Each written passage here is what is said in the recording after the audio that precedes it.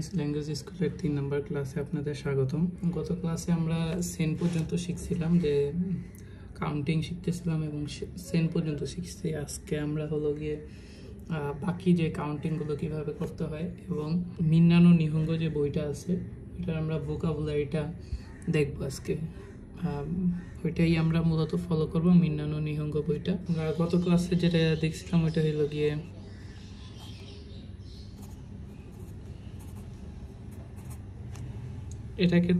এটা তো normal itchy যেটা থাকবে ওইটাই। এদিক থেকে শুরু হয় জু, তাই না? জু, এটা হিয়াকু, যেটা ছিল সেন। আর এটা হলো গিয়ে মান।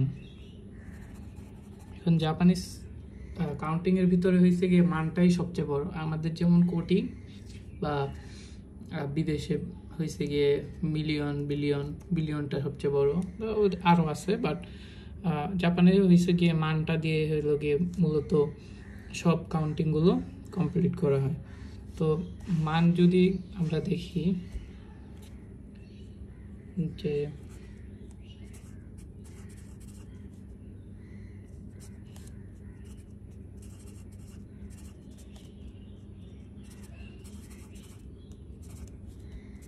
এটা হলো এভাবে যেতে থাকবে। তো এটা হলো শুধু মান বলে, ইচি মান বলে না, শুধু মান বলে। এটা হলো নিমান,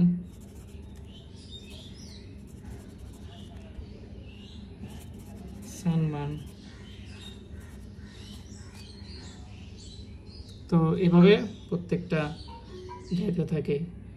ইয়নমান, গোমান, রকুমান, নানামান, হাচিমান। তো এভাবে হলো গিয়ে সবগুলো থাকে। এখন মানের পরে যদি একটা সংখ্যা থাকে তাহলে ওটা আপনি কিভাবে কাউন্ট করবেন? ধরেন এখানে একটা 2 দিয়ে দিলাম। তো মানের পরে যদি কোনো সংখ্যা থাকে তাহলে আবার সেটা প্রথম থেকে, যেমন আমরা এখান থেকে শিখছি না, জু, হিয়াকু, সেন, এরপরে মান। তো ঠিক একইভাবে আবার রিভার্স ওয়েতে আর কি যাইতে থাকবে। যেমন এখানে আবার জু আসবে, নি জু গো, আর এটা হলো মান। মূলত 4টা ঘর, 10,000 হইলে 1 মান। আর আপনি যদি সবসময় হিসাব করবেন, যখন দেখবেন যে সাইডে 4টা ঘর আছে তখনই ওইটা মান হয়ে যাবে, এবং পরে সেন, হিয়াকু, জু এবং যেটা থাকে আর কি সংখ্যা। এভাবেই সে কাউন্টটা করা হয়। তো এখানে যদি আরেকটা সংখ্যা দিয়ে দিই, ধরেন 4 দিয়ে দিছি, তখন কি হবে? আবার যেটা বললাম যে জু তো ছিল, তো জুর পরে কি হয়? হিয়াকু। তো ইয়ন হিয়াকু নি জু গো মান। এরপরে আবার এগুলা, যেমন এই পুরাটা যদি আমরা উচ্চারণ করতে চাই তো এটা হবে হচ্ছে ইয়ন হিয়াকু নি জু গো মান ইয়ন সেন সাম্বিয়াকু নি জু ইচি, মানে টোটাল কাউন্টিংটা এভাবে হবে।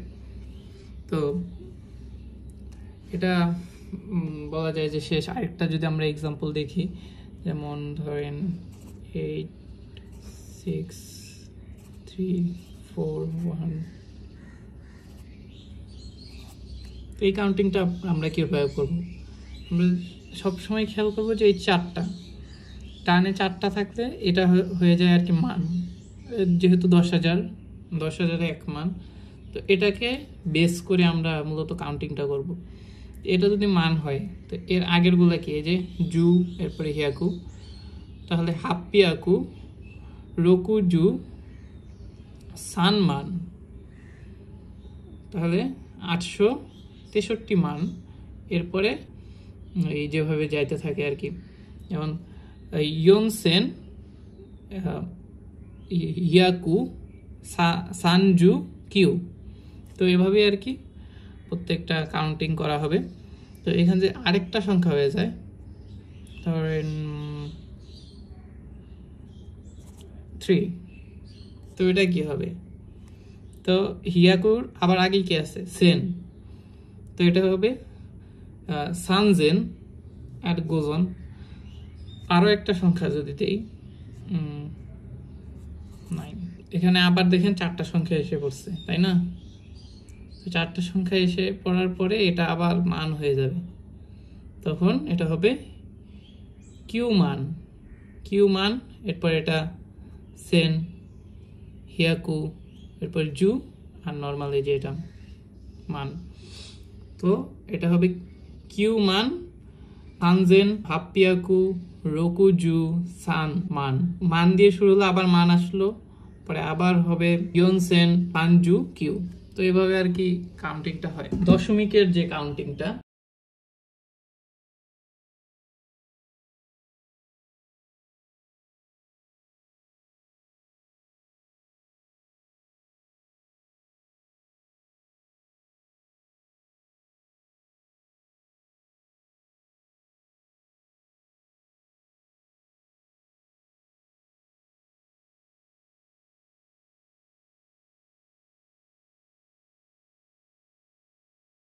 দশমিককে হলো জাপানিজ ভাষায় তেন বলা হয়। তো এভাবে যদি আমরা একটা কাউন্টিং করতে চাই,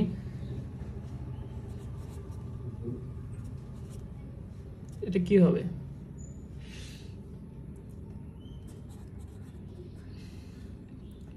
জু নানা, জু নানা, যেহেতু দশমিককে তেন বলা হয় তাহলে এটা তেন, আর এটা কি আছে? গো।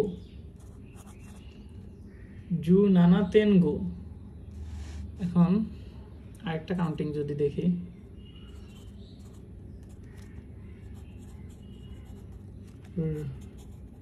রেই তেন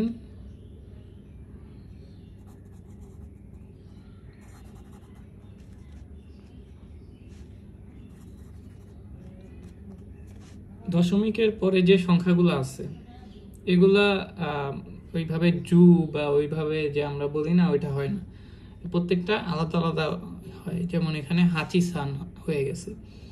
আর দশমিকের আগে যে জিরো, যদি জিরো থাকে ওই জিরোটা রেই হয়। এখানে প্রথমেই বলছিলাম যে জিরোর দুইটা উচ্চারণ, একটা রে, একটা হলো জিরো। তো দশমিকের আগে থাকলে রেই হয়। আর যদি এইটাই এরকম হইতো 03, তাহলে রেই 10 0 সান। দশমিকের পরে যতগুলো জিরো থাকবে এগুলো হলো 00 উচ্চারণ হবে, 0। আর আগেরটা হলো রেই উচ্চারণ হবে। দশমিকের পরে কাউন্টিংগুলো করা হয়। আর দশমিকের পরে কাউন্টিং সবসময় ইন্ডিভিজুয়াল হবে, তখনই একসাথে হবে। হাচি জু সান না বলে টি সান, মানে প্রত্যেকটা ইন্ডিভিজুয়াল উচ্চারণ করে তারা কাউন্ট করে। এটা গেল দশমিক। আর আরেকটা যেটা থাকে 2/1 ধরেন, বা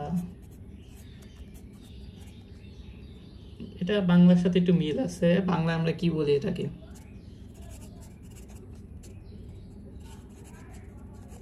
2/1, তাই তো? তো ইয়াতে জাপানিসেও ঠিক একই রকম। তো এটা তো জানি জাপানিসে কি বলে। আর ভাগরে তারা হলো গিয়ে বুন বলে, বুন। আর এর, আচ্ছা, মানে ভাগ এর হইল গিয়ে নো, আর 1 তো ইচি। তো এটা নি ইচি, নি বুন্ন ইচি। তো ওরা বাংলার মতো আগে নিচেরটা উচ্চারণ করে পরে উপরেরটা। যেমন ইংলিশে কিন্তু আমরা বলি 1/2, মানে আগে উপরেরটা বলে পরে নিচেরটা বলি, কিন্তু বাংলায় বললে আমরা তখন কিন্তু হরটা আগে বলি। 2/1, 3/1, 10/1। ঠিক জাপানেও সেম। তো ওরা নিচেরটা আগে বলে। তো নি বুন্ন ইচি। তো আরেকটা যদি দেই 3/4,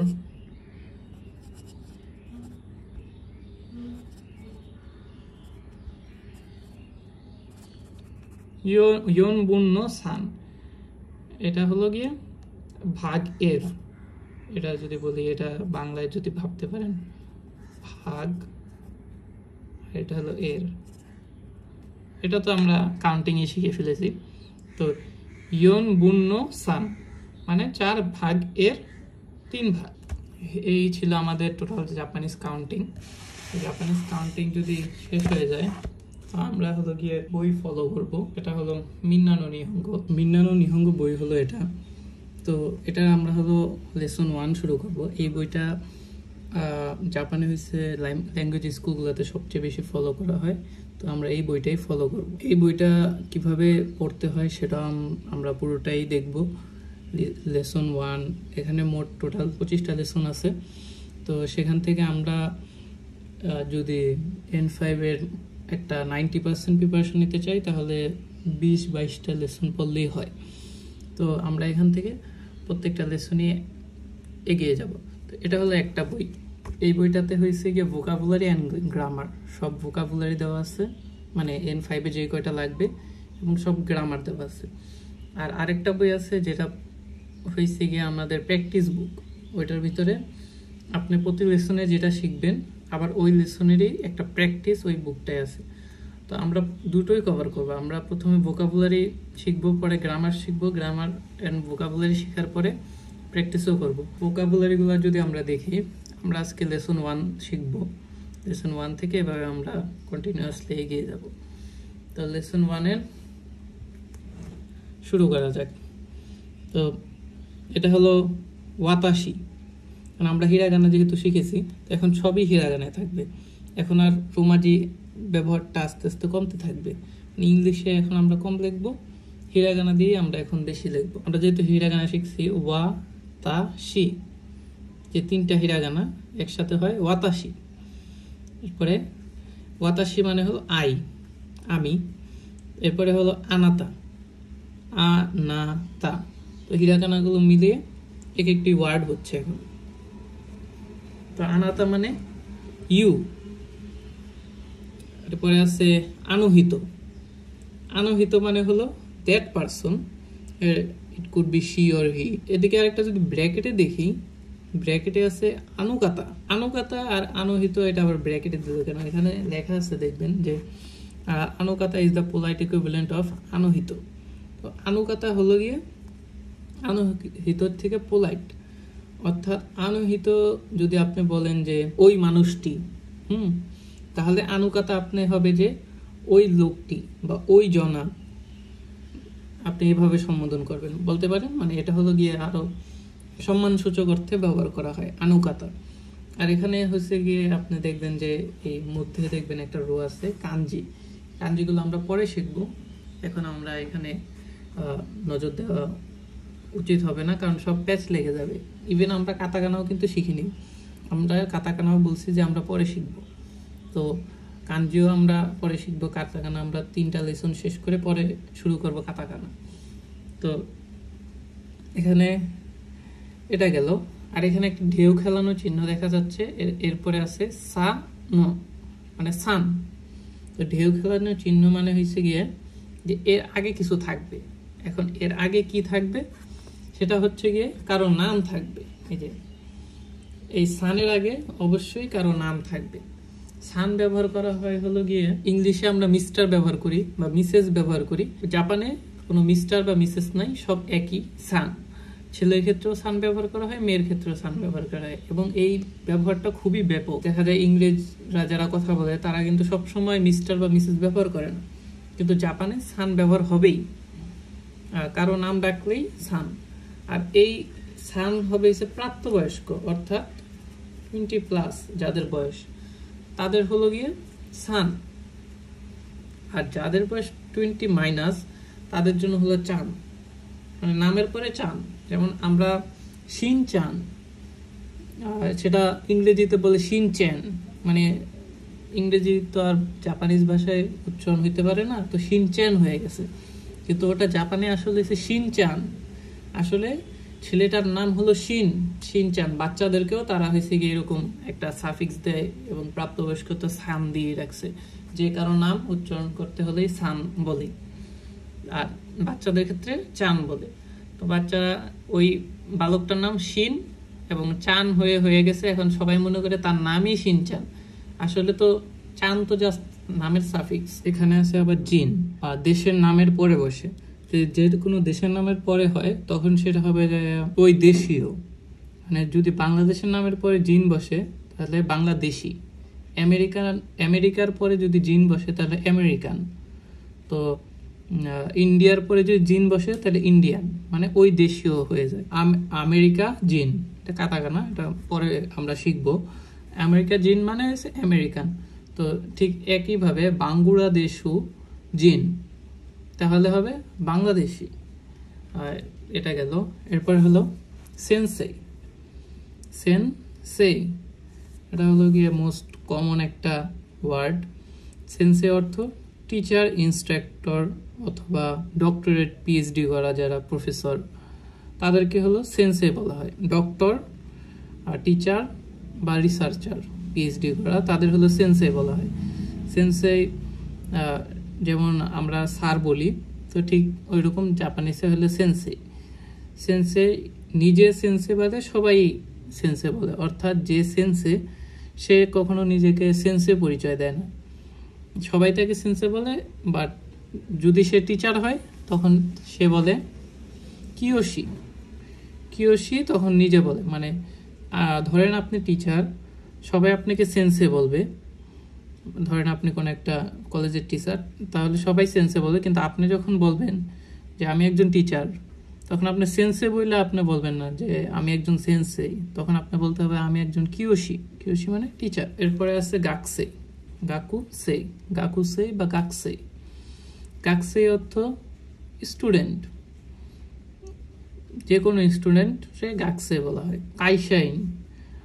কাইশাইন মানে কোম্পানি এমপ্লয়ি বা কোম্পানি অফিসার, যেটাই বলেন, কর্মকর্তা, কাইশাইন। এরপরে আছে শাইন। শাইন মানে হয়েছে শুধু এমপ্লয়ি। এখন শাইন কোথায় ব্যবহার করা হয়? শুধু এমপ্লয়ি তো কখনো হয় না, কোনো কোম্পানির এমপ্লয়ি হয়।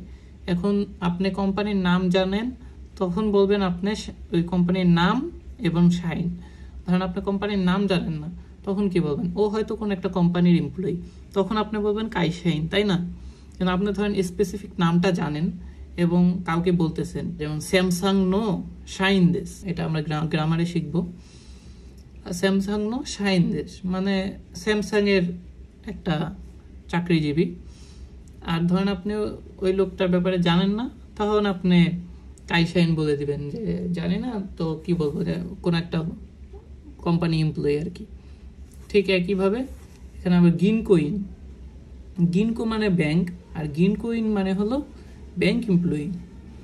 তো এটা হলো গিনকোইন। ঈশা। ঈশা অর্থ ডক্টর, মেডিকেল ডক্টর অনলি। ঈশা মেডিকেল ডক্টর। এরপর হলো কেনকিওশা। কেনকিওশা অর্থ রিসার্চার বা স্কলার, রিসার্চ যারা করে তাদের কেনকিওশা বলা হয়। যদি দেখি দাইগাকু। দাইগাকু অর্থ ইউনিভার্সিটি। প্রত্যেকটা ভার্সিটিকে এক একটা নামের পরে দাইগাকু অর্থাৎ ও ইউনিভার্সিটি। বিওইন। বিওইন মানে হসপিটাল। এরপরে এখানে একটা ইন্টারেস্টিং জিনিস, দারে এন্ড ব্র্যাকেটে দোনাতা। দারে আর দোনাতা অর্থ হু, অ্যান্ড দোনাতা is the polite equivalent of দারে। দারে যখন ব্যবহার করবেন তখন আপনার আনুহিত ব্যবহার করতে হবে, আর দোনাতা যখন ব্যবহার করবেন তখন আনুকাতা ব্যবহার করতে হবে। এটা হলো সাই। সাইয়ের আগে টান আছে, টান অর্থাৎ এখানে কোনো একটা সংখ্যা বসবে। সাই অর্থ ইয়ার্স ওল্ড, তো এখানে যে কোনো একটা সংখ্যা বসলেই অত ইয়ার্স ওল্ড হয়ে যাবে। তো আপনি যদি এখানে বলি জুহাচি, জুহাচি সাই দেশ অর্থাৎ 18 বছর। এরপরে নি সাই দেশ, দেশটা আমরা বাদ দিলাম, তাহলে নিজু নি সাই মানে হলো 22 বছর। নিজু রোকু সাই 26 বছর। আর এদিকে একটা ইউনিক একটা জিনিস আছে, হলো 20 বছর। 20 বছরটা হলো গিয়ে জাপানিজ সবাইকে অ্যাডাল্ট ধরা হয় 20 বছর থেকে, যদিও ইন্টারন্যাশনাল আইন অনুযায়ী 18 বছর থেকেই, কিন্তু জাপানিজরা হলো 20 বছর থেকে অনেক আগের থেকে মেনে আসছে। তো এখনো ওরা 20 বছর হলো আলাদা একটা অনুষ্ঠান করে এবং আনঅফিসিয়ালি ওই সময় থেকে তারা অ্যাডাল্ট। তো 20 বছরটাকে তারা হাতাচি বলে, তখন আর নিজু সাই বলে না, ওইটাকে হাতাচি বলে। তো এটা গেল বয়সের ইয়ে। এরপর হলো নানসাই। নানসাই অর্থাৎ কত বয়স, আর ব্র্যাকেট আছে ঐকুৎসু সেম, যে এটা আবার একটা অধিক সম্মানজনক একটা ওয়ার্ড। তো আপনি যখন বড় কাউকে জিজ্ঞেস করবেন তখন আপনি নানসাই বলতে পারবেন না, তখন আপনাকে ঐকুৎসু বলতে হবে। এবং ইন্টারভিউ বোর্ডেও অনেক সময় ঐকুৎসু জিজ্ঞেস করে। আপনি হয়তো বা সাইয়ের সাথে সবসময় পরিচিত থাকবেন, যে সব জায়গায় সাই ব্যবহার হয় বেশি, ঐকুৎসুটা কম ব্যবহার হয়। কিন্তু ইন্টারভিউ বা যেখানে পরিচিত কেউ নাই সেখানে আপনাকে ঐকুৎসুটা জিজ্ঞেস করে বসতে পারে, তো এটা মনে রাখতে হবে। এরপরে আমাদের আছে দুটো ওয়ার্ড, হাই আর ইয়ে। আমরা ইয়েটা প্রথমে একটু শিখছিলাম, হাইও শিখছিলাম, ইয়েস এন্ড নো। এখানে হলো গিয়ে আবার কিছু ফ্রেজ, আমরা প্রথমে কিছু ফ্রেজ ওয়ার্ড শিখছি এবং এখনো আবার হলো গিয়ে হিরাগানায় ফ্রেজ ওয়ার্ড শিখবো। এভাবে হয় কি মেমোরিজগুলো খুব ভালো হয়, অনেক দিনের থাকে। তাহলে প্রথম ফ্রেজটা হলো হাজিমে মাসতে। হাজিমে মাসতে অর্থাৎ হাউ ডু ইউ ডু। যখন আপনি চিনেন না, একবারেই চিনেন না, নতুন কেউ, তখন আপনি হাজিমে মাসতে বলবেন। অনেক সময় হাজিমে মাসতে নাইস টু মিট ইউ হিসাবেও ব্যবহার করা হয়, কিন্তু বেশিরভাগই একবারে নতুন যখন কারোর সাথে কথা হবে তখন হাজিমে মাসতে। বিশেষ করে ইন্টারভিউ বোর্ডে হাজিমে মাসতে দিয়েই ইন্টারভিউ শুরু করা হয়, কারণ সে আপনাকে চিনে না। তো এই ওয়ার্ডটা দিয়েই মূলত জাপানিজ কনভারসেশন শুরু করা হয়, যখন দুটো অপরিচিত ব্যক্তির কনভারসেশন হয় উইদাউট আস্ক। আপনি ধরেন কিছু আস্ক করবেন, জাস্ট আপনি তার সাথে পরিচিত হওয়ার দরকার নাই, আপনি কোনো ডিরেকশন জিজ্ঞেস করবেন, তখন কিন্তু আমরা বলছিলাম যে সুমিমাসেন, ওইটা আলাদা। এবং হাজিমে মাসতে এটা হলো যখন আপনি তার সাথে পরিচিত হতে যাবেন, আপনি তার বন্ধু হবেন, তখন হলো গিয়ে হাজিমে মাসতে দিয়ে আপনার কনভারসেশনটা শুরু হবে। কারাকি মাসতা হলো গিয়ে from which country are you. তো এখানে আপনি যদি দেন বাংলাদেশ কারাকি মাসতা, অর্থাৎ আই এম ফ্রম বাংলাদেশ। এখানে আপনি যদি দেন আমেরিকা কারাকি মাসতা, আই এম ফ্রম আমেরিকা। এরপরে হলো দোজো ইউরোস্কু ওনেগা ইশিমাস, এটা হলো please to meet you, nice to meet you, একই কথা। তো দোজো ইউরোস্কু ওনেগা ইশিমাস এই ওয়ার্ডটা ব্যবহার করা হয় যখন কনভারসেশন শেষ হয়। আপনি অনেকক্ষণ ধরে কথা বলতেছেন, তখন হয়েছে গিয়ে দোজো ইউরোস্কু ওনেগা ইশিমাস, মানে যেহেতু এটা হলো গিয়ে বইয়ের একবার ফার্স্ট স্টেজ, তো সবগুলো হলো গিয়ে নতুন কনভারসেশনে যেসব ওয়ার্ড ইউজ করা হয়, যেমন হাজিমে মাসতে নতুন কনভারসেশনে ইউজ করা হয়। এটা হলো গিয়ে আপনি যখন নতুন কারোর সাথে পরিচিত হবেন, ধরেন 10 মিনিট কথা হলো, পরে আপনি যখন বিদায় নেবেন তখন আপনি এটা বলবেন দোজো ইউরোস্কু ওনেগা ইশিমাস। পরে হয়তো আপনি বাই বা জানে, মানে যেটাই বলার পরে বলবেন। কিন্তু বন্ধু হওয়ার পরে তো তখন আর এটা বলে না নাইস টু মিট ইউ, তখন ডিরেক্ট বাই। কিন্তু ঠিক সেম একইভাবে ইন্টারভিউ বোর্ডেও আপনাকে এই ওয়ার্ডটা বলে উঠতে হবে, ম্যানারের মধ্যে পড়ে আর কি। এই ওয়ার্ডটা বলে আপনাকে উঠতে হবে দোজো ইউরোস্কু ওনেগা ইশিমাস। এরপরে হলো শিৎসুরেই দেসগা, এক্সকিউজ মি। যখন এটা হলো গিয়ে পার্সোনাল ইনফরমেশন জানার ক্ষেত্রে আপনি ধরেন আপনি তার নাম জানতে চাবেন বা অ্যাড্রেস জানতে চাবেন, তখন আপনি শিৎসুরেই দেসগা বলবেন। এয়ারপোর্টের লোকেশন জানতে চান, তখন আপনি এটা বলবেন না, কারণ এটা তার পার্সোনাল ইনফরমেশন না। তো শিৎসুরেই দেসগা ও নামায়ওয়া, অর্থাৎ excuse me, may I have your name বা হোয়াট ইজ ইউর নেম। তো শিৎসুরেই দেসগা অনলি পার্সোনাল ইনফরমেশন, এগুলো একটু ডিফারেন্সিয়েট করতে হবে। কোচিরাওয়া সানদেশ, কোচিরাওয়া সানদেশ, এই যে একটা ঢেউ খেলানো চিহ্ন আছে, অর্থাৎ এখানে একটা নাম হবে। তো কোচিরাওয়া রাহিমা সানদেশ, কোচিরাওয়া রাহিমা সানদেশ, দিস ইজ মিসেস রাহিমা। এখানে কোচিরাওয়া অর্থাৎ দিস পারসন বা দিস ম্যান অর ওম্যান হিসাবে ব্যবহার হয় যখন আপনারা 2জন বা 3জন থাকবেন, 2জন আপনারা চিনেন কিন্তু একজন আননোন পারসন আরেকজনের কাছে, তখন আপনি তাকে পরিচয় করে দেওয়ার জন্য যে কোচিরাওয়া রিম সানদেশ। এখানে অনেকগুলো দেশের নাম আছে। 3 লেসন পর্যন্ত আমরা কাতাকানা শিখবো না, কারো যদি পারা থাকে তাহলে তো ভালো, কিন্তু এখন যদি আপনি আমার সাথে সাথে হিরাগানা শিখছেন, কিন্তু এখন যদি আপনি কাতাকানা শিখতে যান তাহলে প্যাচ লাগাবেন শিওর। এখানে কিছু হিরাগানা দেশও আছে, হিরাগানা দিয়ে কিছু দেশের নাম লেখা হয়। তো নিজের দেশের নাম অবশ্যই তো হিরাগানা দিয়ে লিখবে, তারা তো ভিনদেশি কোনো ওয়ার্ড না। তো এটা হলো নিহন, নিহন মানে আমরা আগেও জানছি যে নিহন মানে জাপান। এরপরে হলো চুগোকু, চুগোকু অর্থ চীন। আর এটা হলো কানকোকু, কানকোকু অর্থ সাউথ কোরিয়া। তো যেহেতু সাউথ কোরিয়া, চীন, জাপান এক সময় একই কন্টিনেন্টে ছিল, তো এই নামগুলো হলো গিয়ে হিরাগানা দিয়ে লেখা হয়। আর বাকি সব নামগুলোই কিন্তু এক প্রকার তাদের কাছে বিদেশি ওয়ার্ড। আর বিদেশি ওয়ার্ড মানে হলো কাতাকানা, এনি কাইন্ড অফ বিদেশি ওয়ার্ড কাতাকানা দিয়ে লেখা হয়। যে ভোকাবুলারিগুলো শেখানো হয়েছে, এই ভোকাবুলারিগুলো অবশ্যই প্র্যাকটিস করতে হবে এবং মনে রাখতে হবে। আগামী ক্লাসে আমরা হলো গ্রামারটা শেষ করব, এই লেসনের গ্রামার শেষ করে দেন আমরা প্র্যাকটিসে যাব। আপনাদের একটু গ্রামার দিয়ে ধারণা দিই, তাহলে দেখতে পারবেন যে এখানে অনেকগুলো গ্রামার আছে। তো এই গ্রামারগুলোই আমরা নেক্সট ক্লাসে কমপ্লিট করব। এই গ্রামারগুলো বোঝার জন্য অবশ্যই হিরাগানার যে আমরা ওয়ার্ডগুলো শিখছি, এই ওয়ার্ডগুলো দিয়েই এই গ্রামারটা কমপ্লিট হবে। তো ওয়ার্ড যদি ক্লিয়ার না থাকে তাহলে গ্রামার মাথায় ঢুকবে না। তো কথা হবে নেক্সট ক্লাসে।